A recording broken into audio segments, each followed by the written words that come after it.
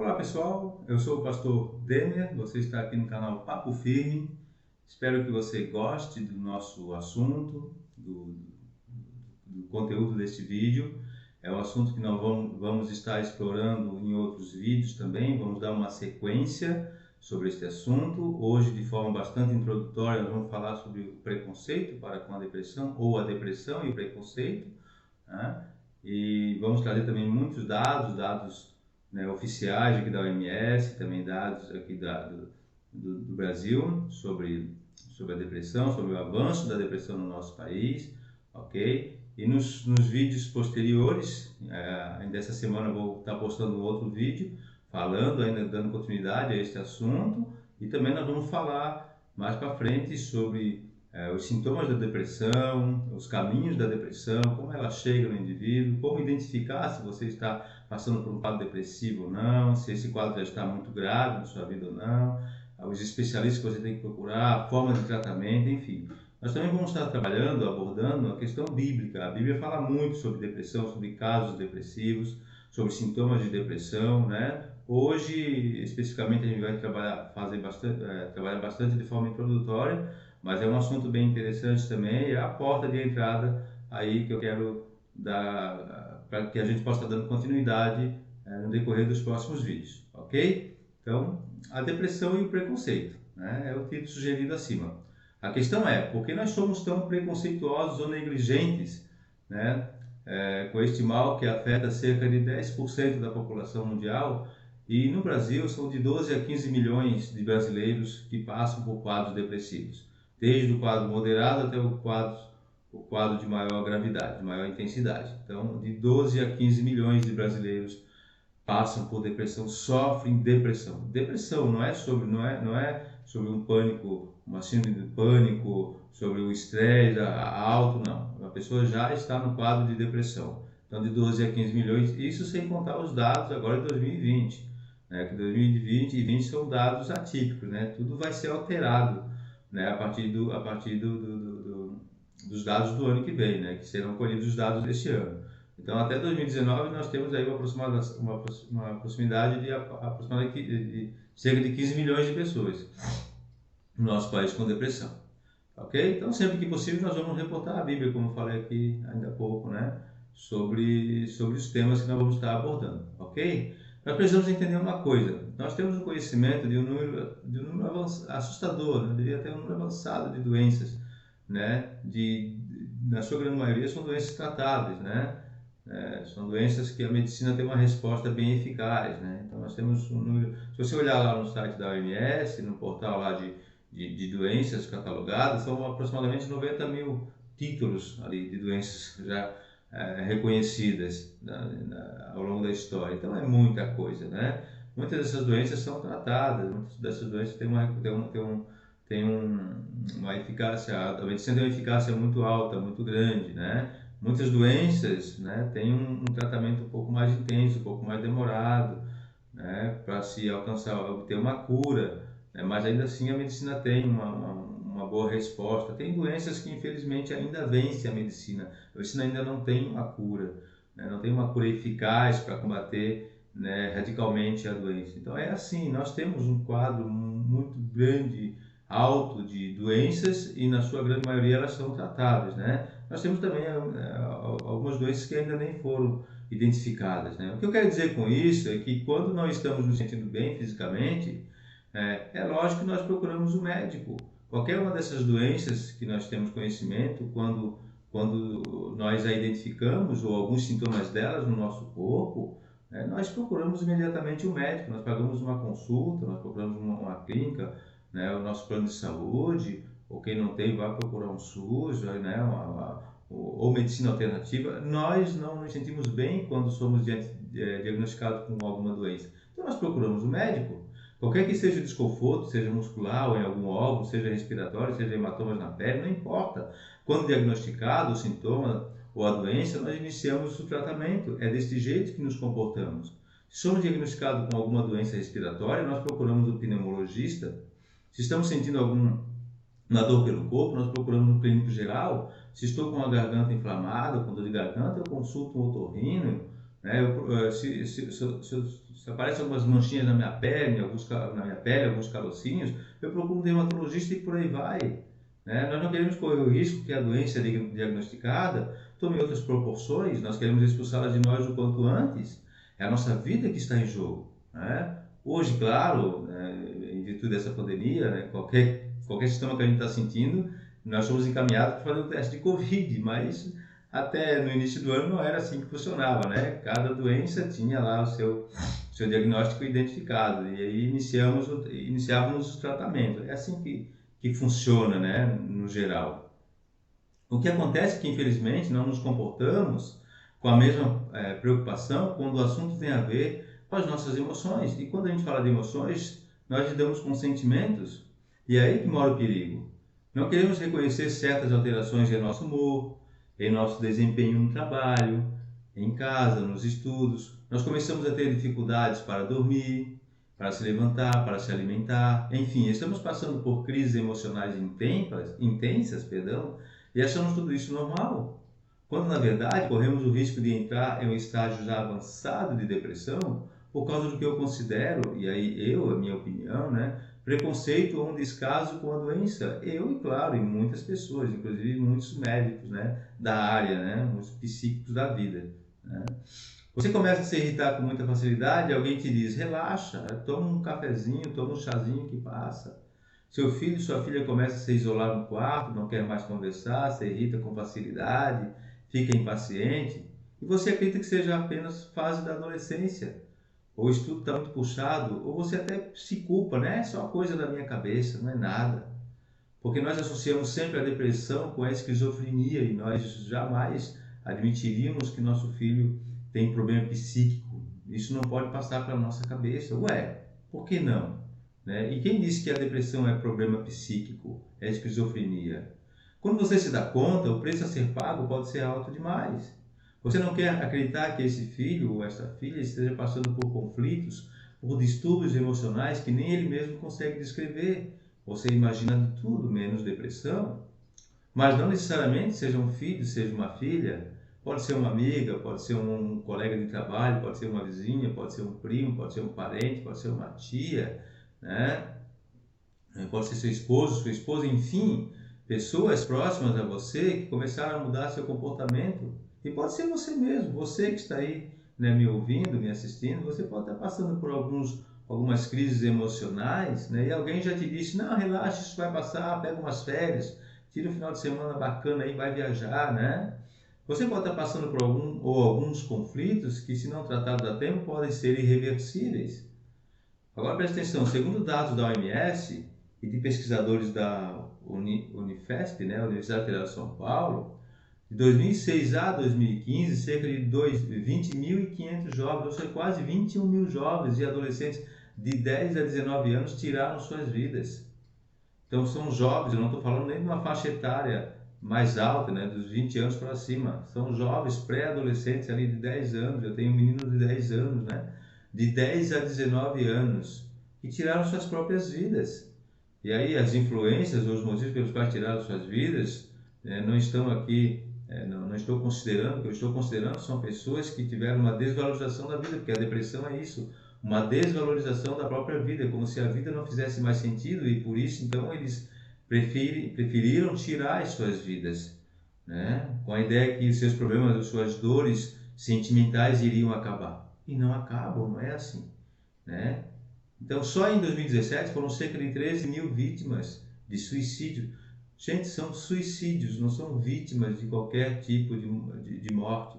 São suicídios, pessoas, né, tirando a própria vida. Hoje se contabiliza cerca de 800 a 1 milhão de suicídios no mundo todo por ano. Ou seja, uma pessoa tira a própria vida a cada 40 segundos. A cada 40 segundos, uma pessoa está se matando. Agora imagina, a cada 40 segundos, quantas pessoas estão sendo mortas por arma de fogo, quantas pessoas estão morrendo por doenças, isso e aquilo. A cada 40 segundos, uma pessoa está tirando a própria vida, por N motivos, né? Ou seja, a vida não faz mais sentido para essa pessoa. E aí, independe, né, de classe social, de situação financeira, enfim, nós vamos ver isso daqui a pouco. São pessoas que não querem mais viver e estão tirando as suas próprias vidas. No Brasil são quase 2 milhões de casos depressivos por ano, né? Como eu falei lá no início, de 12 a 15 milhões, cerca de 6% da população. Podemos chegar aos 20 milhões este ano em 2020, quase 10% da população do nosso país, né, num quadro depressivo já avançado. É o país com o maior número de casos da América Latina. Já é o 7º no mundo. O Brasil está sempre oscilando entre 7º e 8º. Imagine quantos países no mundo. O Brasil está sempre oscilando entre 7º e 8º, né, de casos de depressão no mundo. Só o quadro de ansiedade afeta 18 milhões de brasileiros, isso dados da OMS de 2018.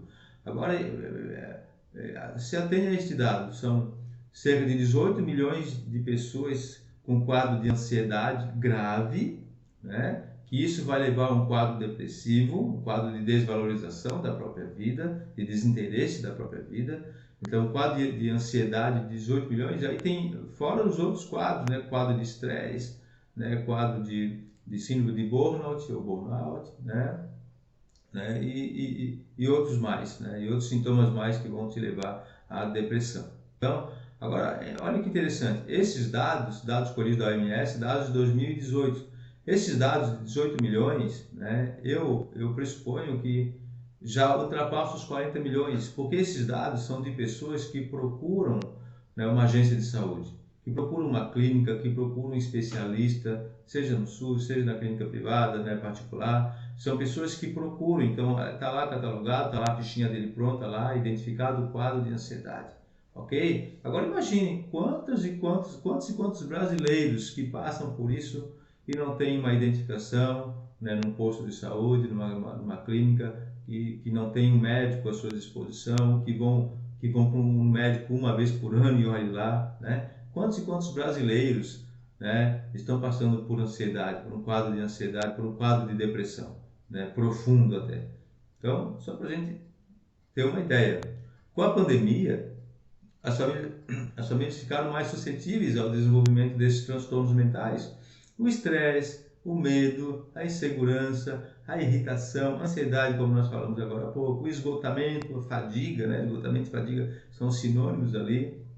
O desinteresse para com N coisas, a insônia, né? A insônia aqui, né?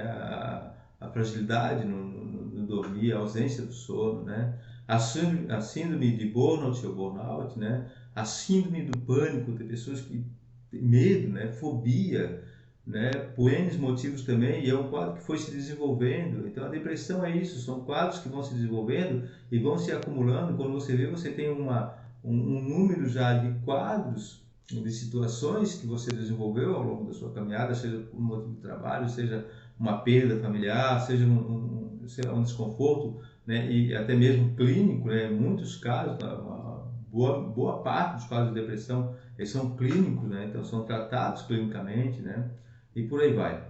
No Brasil, segundo os dados do Portal de Transparência do Registro Civil, são registrados cerca de 1.200.000 mortes. Ok, 1.200.000 pessoas morrem anualmente no Brasil. Isso é um dado aproximado, né? Ele oscila ali entre 1.100.000 e 1.300.000 pessoas, né, que morrem, assim, contabilizando aí este número por ano no Brasil, ok? De toda a natureza. Aqui estão contabilizadas pessoas que foram assassinadas, pessoas que morreram no trânsito, pessoas que morreram por doenças cardíacas e por aí vai. Todo tipo de doenças estão contabilizadas aqui no portal de transparência do Registro Civil aqui do Brasil, ok? Acontece que desse número, infelizmente, considerando todos os estragos agora da Covid, né, que ela tem causado, a tendência é que os casos de suicídio para o ano de 2020 cheguem na casa dos 20 mil. Então, ou seja, de todos esses números que nós falamos aqui, um número até assustador, né, de pessoas morrendo ou sendo assassinadas no nosso país, cerca de 20 mil pessoas vão tirar a sua vida ou tiraram a sua vida nesse ano de 2020. Olha que coisa séria, né? São pessoas que não conseguiram lidar com as demandas do dia a dia, são pessoas que perderam o emprego e não conseguiram suportar a dor do desemprego, são pessoas que tiveram passaram por casos de doenças em família. Em família são pessoas que entraram no quadro de estresse, não foram tratadas, são pessoas que entraram no quadro de ansiedade, não foram tratadas, são pessoas que desenvolveram a síndrome do pânico, a síndrome de burnout, né, e não foram tratadas, não foram diagnosticadas. Por causa de quê? Por causa do preconceito para com a doença. Como eu digo, se você sente uma dor no corpo, você vai imediatamente procurar o médico. Quando é emocional, tem uma barreira muito grande e você não consegue ultrapassar essa barreira, há um limite, né? Entre a razão e a emoção. Quando a coisa é vista, é sentida, né?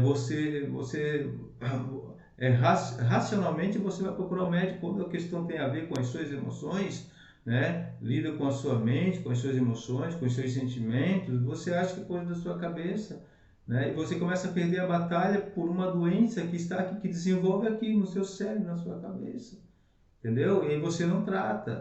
Então, cerca de 20 mil pessoas estão tirando sua vida neste ano de 2020, né? Que vão somar este quadro lastimável aí do portal de transparência. Em 2018, foram cerca de 13.500 pessoas que tiraram as suas vidas. Em 2019, vão cerca de 15 mil casos. No ano passado, 15 mil casos, né? Pessoas tirando a própria vida. Isso é equivalente a 2% de todas as mortes no nosso país, né? São 2% de pessoas que não estão sendo mortas, não são vítimas de trânsito, são vítimas de si mesmas. Entendem, gente? Então, esse é um número bem assustador, né? Um número assustador. Isso equivale aí a cerca de 15% de todos os municípios brasileiros, né? Então, é um número muito grande, bem assustador de pessoas tirando as suas próprias vidas. Nós precisamos parar de ignorar o que acontece à nossa volta, principalmente dentro das nossas casas. Um olhar mais atento será possível identificar se tem algo de errado acontecendo, né? Até mesmo com você ou com pessoas próximas a você. Precisamos parar de ignorar. Está mais do que na hora de tratarmos a depressão como uma doença grave que não escolhe classe social, ela não escolhe escolaridade, ela não escolhe idade, ela não escolhe religião ou até mesmo região do nosso país. Ah, eu moro numa região maravilhosa, região central, eu moro no interior, não escolhe. A depressão ela vem sorrateiramente por N motivos e quando você vê, você está no fundo de uma cama não querendo mais viver. Isto é a depressão, né? De forma mais grotesca. Qualquer pessoa em qualquer lugar pode desenvolver um quadro de depressão e isso pode levar à morte, né? Eu quero finalizar este vídeo refletindo sobre o texto de Mateus capítulo 9, versículo 12. Diz lá o texto: mas Jesus, ouvindo, disse: os sãos não precisam de médico, e sim os doentes. Se eu preciso construir um muro na minha casa, eu vou chamar quem? Eu vou chamar um eletricista? Eu vou chamar um médico? Eu vou chamar um borracheiro? Não. Se eu preciso mexer na construção civil, se eu estou fazendo uma obra na minha casa, eu chamo um pedreiro. Se eu estou com um problema na rede elétrica da minha casa, eu não vou chamar um encanador, a não ser que esse encanador seja também eletricista, né? E um bom profissional, porque lidar com elétrica, né? Com força, né? Com energia, eu preciso de um bom profissional, então eu chamo um eletricista, eu não chamo qualquer pessoa. Se meu carro quebra a suspensão, e disso eu entendo bem, né? Eu vou chamar quem? Um mecânico, alguém responsável que entenda bastante sobre o assunto para resolver o meu problema. E por aí vai, né? Se cada problema físico ou fisiológico que o meu corpo identifica, eu vou procurar um especialista da área para designar o tratamento adequado. Por que não dar a atenção necessária para a nossa mente? Este é o problema, né? A nossa mente, nós achamos que não tem problema, né? Uma vez são, sempre são, né? Não tem esse negócio, não. Se eu estou meio melindre, se eu estou meio acanhado, se eu estou meio, né, cabisbaixo, é só de coisa de momento, vai passar, né? Ora, se o meu corpo precisa ser cuidado com tanta atenção, meu cérebro, a minha mente, onde ficam armazenados todos os neurônios, né, ondas cerebrais, onde as faculdades mentais estão armazenadas, enfim, é do cérebro que as minhas emoções e sentimentos, minhas decisões fluem e vão dar sentido à minha vida, né? Eu não decido ser um pedreiro porque eu tenho força física, né? São as minhas aptidões desenvolvidas através do meu cérebro, do meu intelecto, que eu vou ser um bom profissional, um bom contador, um bom administrador, né? E por aí vai. Um bom médico, né? Um cardiologista, né? Um nutricionista, enfim. Por acaso não deveria dar a atenção e o cuidado necessário para o meu cérebro? Embora o contexto do texto que lemos aponte para a hipocrisia dos fariseus, pelo fato de Jesus estar na casa de judeu, a serviço de Roma, um publicano, né? Casa de Mateus, né? Especificamente falando, e junto a ele estavam estrangeiros, que eram gentios, ou seja, para os judeus ortodoxos, né? Os fariseus, que ali se reuniam, né? Estavam reunidos, né? Um judeu a serviço de Roma era um publicano, ou seja, era um pecador. E um gentio, né, não judeu, que também estava ali, lembrando que Jerusalém, Israel, tinha sido dominado, né, conquistado por Roma, né, e Roma permitia que a religião daquele lugar conquistado pudesse continuar, o povo pudesse, tinha liberdade de cultuar os seus deuses, no caso de Israel, o único Deus, né, o Jeová, né. Os gentios eram considerados pecadores, né? Jesus está no meio desta leva de gente ali, né? E está comendo com pecadores e publicanos, como ele estava falando ali.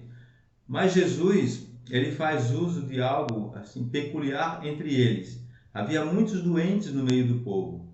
Lembra que Jesus, na sua caminhada, ele curou muitos leprosos, ele curou muitos endemoniados, curou pessoas dementes, com problemas psíquicos, com problemas mentais sérios, graves. Ele curou todo tipo de doença, né?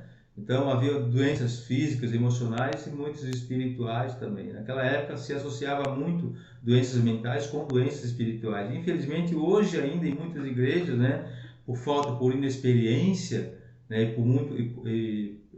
por um forçoso apelo emocional, né, há muitas doenças emocionais tratadas como doenças espirituais, o que é um engano, um erro, né, e uma apelação até grotesca de muitos livros religiosos, mas isso não é o nosso contexto aqui. Então já sentiram a pegada aí nos próximos vídeos, né, que a gente vai estar tratando também, ok? O que ele diz é simplesmente maravilhoso. O que Jesus diz naquele momento ali, né, é simplesmente maravilhoso. Ele desmistifica a ideia de que tudo é espiritual, como diz, os doentes precisam de médico, ou seja, doente, médico, pessoas, seres humanos, né, o paciente e o profissional adequado para lidar com aquele tipo de doença. É isso que Jesus está dizendo, né? Os transtornos mentais são tratáveis. Isso eu queria falar para vocês. Se você está passando por alguma crise emocional intensa e isso já perdura por algum tempo, você precisa procurar uma orientação médica com um psicólogo, um psiquiatra, perdão, né? Certamente você terá uma melhor qualidade de vida. Não se esqueça, claro, né, que Jesus é o médico dos médicos. Ele preenche o vazio no coração, o vazio existencial do indivíduo, né? Ele preenche, ele restaura a sua alma, ele revigora as suas forças, ele te dá força onde você não encontra mais, mesmo você estando já nesse quadro depressivo. Tenho certeza que se você dobrar os seus joelhos e buscar a direção de Deus, ele vai te dar um ânimo mais de força, né? Vai te revigorar a tua força. Mas ele vai te dizer, você precisa procurar um médico, né? O que ele diz é faça. Aquilo que você pode e deve fazer, ele diz faça, né? Então, nós costumamos colocar tudo na conta de Cristo, na conta de Deus, né? Mas não é assim que funciona. Se você quer ter um bom salário, você precisa ter um bom emprego. Para que você tenha um bom emprego, você precisa ter uma boa capacitação. Para que você tenha uma boa capacitação, você precisa se empenhar, se estudar bastante. É assim vai, é o ciclo da vida. Né? Na questão dos tratamentos também funciona desse jeito. Claro, quando a medicina não tem mais resposta, aí sim, aí o milagre é com ele, não tem como fugir disso. Quando a medicina diz não tem mais jeito, aí claro, né? Jesus é o médico dos médicos, você dobra os joelhos e põe a sua fé em ação, em atividade aí, e confiança e perseverança, porque não adianta você apenas ter fé e confiar e não perseverar naquilo que você crê. Você precisa unir as duas coisas, né? Fé e confiança, é preciso também a perseverança, perseverar naquilo que você crê, né? Então, eu sempre costumo dizer, né? Deus não atende, Jesus Cristo não atende a oração do apressado, né? Mas daquele que aprendeu a esperar, né? O texto de Abacuque, os 3 capítulos lá, né? Interessante, que você possa entender lá, ler para que você possa entender bem essa questão da espera, né? Subirei na torre de vigília e esperarei a resposta de Deus. É assim que funciona. né? Então, meus queridos, minhas queridas, a depressão não é falta de fé, não é falta de sentido à vida. Engana-se quem atribui esses distúrbios emocionais ao desequilíbrio à fé ou religiosidade, né? Tem muito mais a ver com medicina, com ciência, do que com a espiritualidade. Finalizando, eu quero deixar o texto para você refletir aí. Jeremias 33, 3. Invoca-me e te responderei. Anunciar-te-ei coisas grandes e ocultas que não sabes. Ok? No próximo vídeo eu vou abordar melhor este assunto quando falar da depressão em pastores e líderes religiosos. Aí o bicho pega, né? Porque a depressão dentro da igreja é muito mais difícil de ser tratada do que fora dela.